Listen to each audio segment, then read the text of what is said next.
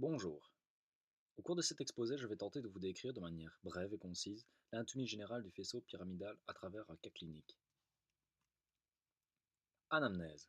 Un patient droitier de 70 ans se présente aux urgences et se plaint de ne plus pouvoir se servir de son marteau après être tombé de son échelle. Il a des antécédents d'infarctus du myocarde, est fumeur, obèse et avoue avoir accidentellement confondu ses anticoagulants avec une vieille boîte de pilules contraceptives de sa femme datant d'avant sa ménopause. Signes et symptômes attendus.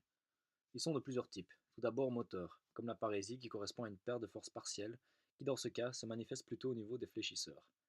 Celle-ci est mise en évidence par l'épreuve du serment et le signe de Garcia. Ensuite, via la spasticité, due à des activités motrices réflexes, des fibres corticospinales normalement inhibées. On a aussi l'apparition d'un signe de Babinski et une hyperréflexie qui est à la fois vive, par abaissement du seuil du potentiel d'action, diffusée par transmission aux autres groupes musculaires, et polycinétique, pouvant aller jusqu'à l'auto-entretien. Cortex. Je vais à présent vous expliquer en quelques mots de quoi se composent les faisceaux pyramidaux. Tout d'abord, le cortex. Il est organisé en couches et suit une somatotopie suivant l'homunculus de Pelfield, à savoir, comme vous pouvez le voir sur ce dessin, la face interne se projette vers le membre inférieur et la partie la plus postérieure du cortex projette ses fibres vers le membre supérieur. Sur ses faces latérales, il contient des neurones qui vont plutôt assurer la motricité de la face. Notons que cette ségrégation de fibres, en fonction de leur destination, est présente tout au long du trajet de ces faisceaux. Le cortex moteur est principalement vascularisé par deux artères, à savoir l'artère cérébrale moyenne pour sa partie la plus supéro-interne et interne, et l'artère sylvienne pour sa partie la plus supéro-externe et externe. La prédominance brachiocéphalique suggère donc une atteinte corticale supérolatérale gauche. Après leur naissance au niveau cortical, les axones cheminent dans la substance blanche de la capsule interne. Celle-ci se compose de deux bras et d'un genou.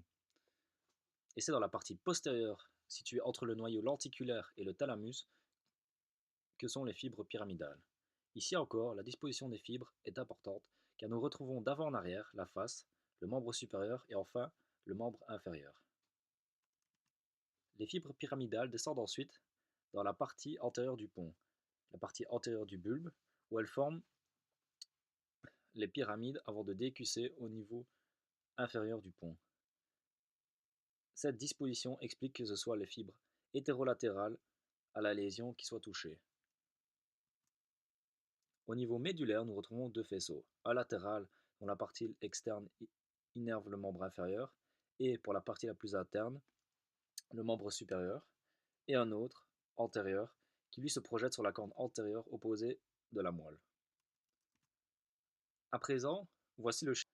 Le fait qu'il soit fumeur, obèse, ses antécédents cardiovasculaires et le fait qu'il ait pris la pilule contraceptive de sa femme sont de gros facteurs de risque à la formation d'un thrombus au niveau de l'artère sylvienne gauche. Ceci, par migration du thrombus depuis le cœur jusqu'à l'artère sylvienne gauche, conduit à une ischémie du territoire de cette artère, à savoir la partie supérolatérale du cortex responsable de la mobilité du territoire brachiocéphalique. Une parésie du bras droit peut alors être mise en évidence ainsi qu'une spasticité due à la moindre inhibition des fibres corticospinales, de certains réflexes moteurs ainsi qu'un hyperréflexe. Pour la mise en évidence de ce syndrome pyramidal, on peut avoir recours à un signe du serment, dans lequel le bras faible aura une élévation moindre ainsi qu'un signe de Garcia qui correspond à un creusement de la main. La spasticité et l'hyperréflexe peuvent être traités par une toxine botulique et du baclofène, et la formation du caillot par des anticoagulants et des antiagrégants. Vulgarisation. La mauvaise hygiène de vie comportant des facteurs de risque pour la formation d'un caillot induisent la formation de ce caillot qui va migrer dans les aires motrices du cerveau, surtout celles du bras, ce qui provoque des troubles moteurs au niveau de cette zone, plus des spasmes et une hyperréflexie. Ceci peut être traité par des myorelaxants et des anticoagulants. Merci.